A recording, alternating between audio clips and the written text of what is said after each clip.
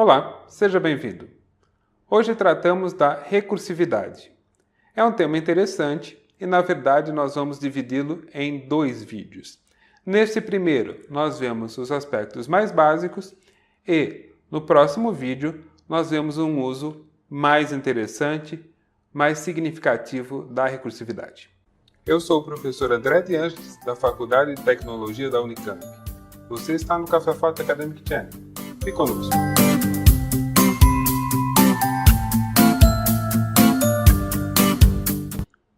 A recursividade é chamada de um método ou de uma função por ela mesma. Então, nós temos o caso de uma função fazer a chamada a ela mesma. É uma recursão direta. Se um método ou função faz a chamada a outros métodos e funções e outros, em algum instante volta a ser chamado, nós temos uma recursão indireta. É um caso bem mais raro, mas você já sabe que existe. Nos exemplos de Java que nós vamos ver, usaremos apenas a recursão direta, que de longe é a mais comum. Agora que você já tem a definição, precisa saber também por que é que nós fazemos a recursão.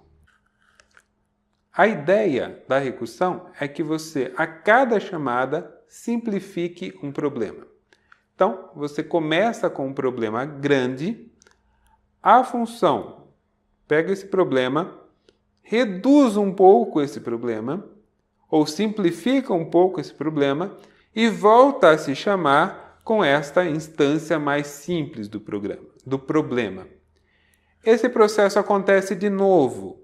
Então, nós vamos chamar outra vez a função, agora com uma instância ainda mais simples.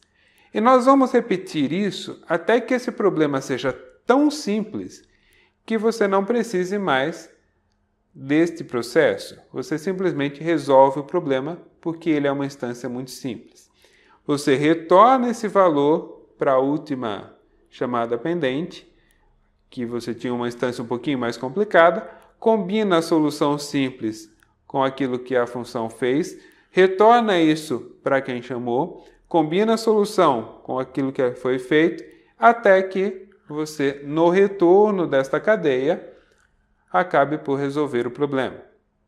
Então, esta é a ideia por trás da recursão.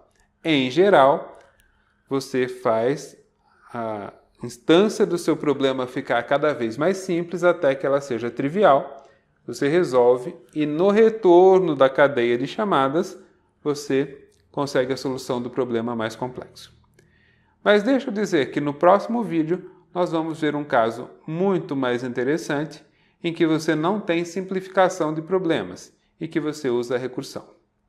Muito bom, agora vamos aos slides.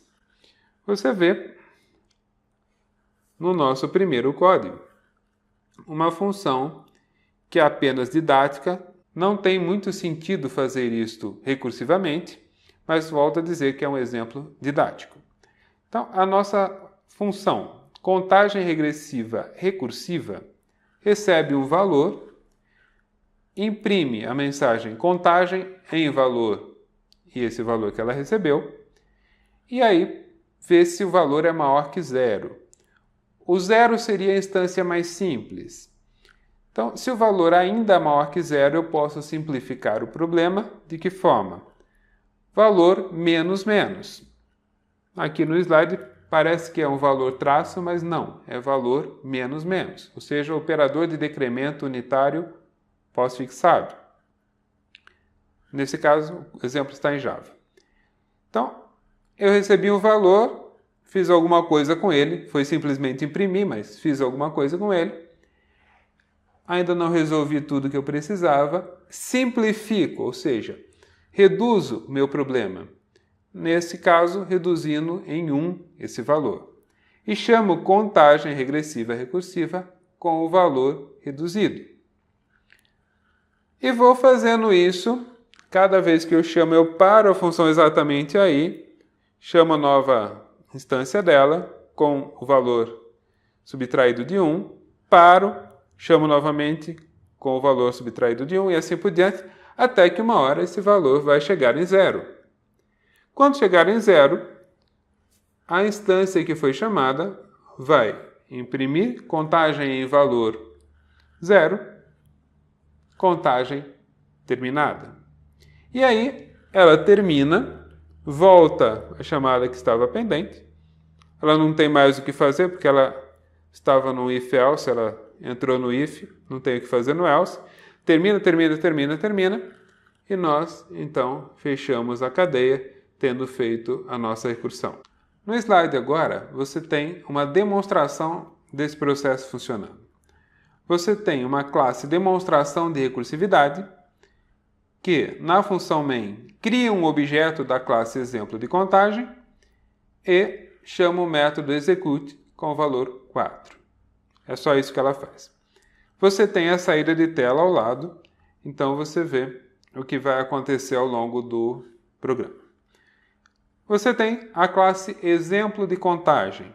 Ela tem o método execute, que foi esse que nós invocamos na função main da outra classe.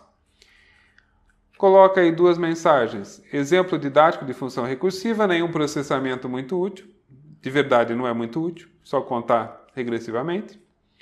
E chama então a função, aliás, o método contagem regressiva recursiva, passando o valor, que no caso foi o 4. E embaixo você tem novamente aquele código que você viu no slide anterior, um pouquinho mais compacto, sem tantos comentários, em que você vê exatamente acontecendo a impressão da mensagem contagem em, com o valor, certamente ele começou ali em 4, até o 0, e depois a contagem terminada. Então, se você analisar esse código, vai ver que é a função contagem regressiva recursiva, faz a impressão, faz uma comparação, reduz o valor, volta a se chamar, faz a impressão, compara, volta a se chamar, faz isso 5 vezes. Na quinta vez, ela recebe um 0, faz a comparação, ela recebe o 0, imprime, contagem em 0, faz a comparação, entra no else, imprime a mensagem contagem terminada e quebra a cadeia. Mas aqui você talvez não perceba muito bem como é essa volta da cadeia. Você tem aqui um código de uma fatorial. A definição matemática de fatorial é recursiva. Então, é uma tendência natural de se implementar fatorial por recursão. Mas já vou deixar uma dica. A implementação iterativa é muito mais eficiente. Aqui nós vamos ver a implementação recursiva. Então, como é que vai funcionar? Eu tenho uma variável valor temporário, do tipo long, o fatorial cresce muito rapidamente, que recebe 1. 1L é 1 long. Então, é 1 guardado no inteiro long. Se valor recebido for maior que 1, então, valor temporário é valor vezes a fatorial de valor menos 1. É exatamente esta a definição de fatorial em matemática. Fatorial de 1 é 1, fatorial de n qualquer é n vezes fatorial de n menos 1. Então aqui você tem exatamente a expressão matemática. Valor temporário recebe valor vezes fatorial de valor menos 1. Aquela ideia de simplificar o problema. Cada vez que essa chamada for feita, o parâmetro se reduziu em 1. Então, eu simplifico o problema até que eu chegue no caso trivial. O caso trivial é fatorial de 1 é 1. Aí não precisa se fazer recursão, não precisa fazer mais cálculo. Então, eu vou reduzindo até que eu chegue no cálculo trivial. Mas nesta descida de chamadas e chamadas, eu sempre vou mantendo uma multiplicação pendente. Porque você vê aqui, valor que multiplica a fatorial recursivo de valor menos 1. Eu não posso fazer essa multiplicação antes de resolver fatorial recursiva de valor menos 1. Então, eu tenho uma multiplicação que eu sei um termo, para o processamento, faço a chamada, resolvo o fatorial de valor menos 1. Quando eu tiver esse valor, eu faço a multiplicação e aí sim é que a função pode retornar. Então, você vai ver que nós vamos fazendo uma cadeia de chamadas e na volta eu vou pegando o resultado, fechando a multiplicação pendente, retornando. Pegando o novo resultado, fechando a multiplicação pendente e retornando. Mas talvez ainda seja um pouco abstrato. Então eu fiz uma segunda versão da nossa fatorial, chamada aí de fatorial recursiva rastreada, e ela simplesmente tem algumas mensagens, ela dá algumas saídas de tela em alguns pontos, para você perceber melhor a execução dela.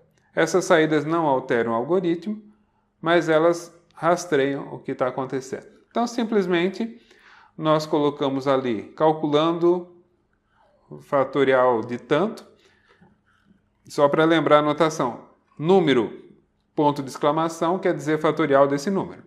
Então, calculando valor fatorial. Se o valor é maior que 1, reduzindo o problema para valor vezes valor menos 1. Então, é exatamente a ideia de reduzir. Fazemos a chamada recursiva e resultado, valor fatorial é valor temporário. Ou seja, eu simplesmente instrumentei com mensagens para que você possa acompanhar, rastrear a execução desta função, ou deste método, no caso. Agora vamos ver isto rodando. Nós temos na classe exemplo de fatorial, também um método execute, e esse método simplesmente coloca ali uma mensagem, exemplo de fatorial recursiva, calculando fatorial de valor, resultado é fatorial recursiva de valor, e depois fatorial de valor é tal resultado. Então, um método que não é recursivo, apenas para fazer a chamada da recursão. E embaixo você tem o método fatorial recursivo sem os comentários ali, só para ficar um pouquinho mais curto e você relembrar. Eu tenho um método execute rastreio, que faz exatamente a mesma coisa e chama a função fatorial recursiva rastreada, cujo código está aí embaixo do slide. Você tem os dois códigos completos aí. E você tem, então, a saída de tela, em que mostra demonstração de recursividade. Nós criamos um objeto exemplo de fatorial e nós executamos duas vezes com o valor 6. Nós calculamos duas vezes o fatorial de 6. Na primeira vez, sem o rastreio, e na segunda vez, que é mais interessante aqui, com o rastreio. Então você vê que a função começa calculando o fatorial de 6. Calculando o fatorial de 6, reduzindo o problema para 6 vezes fatorial de 5. Então, agora ela chama novamente a si mesma para calcular o fatorial de 5. Calculando o fatorial de 5. Reduzindo o problema para 5 vezes fatorial de 4 e assim por diante. Até que chegue no calculando o fatorial de 1.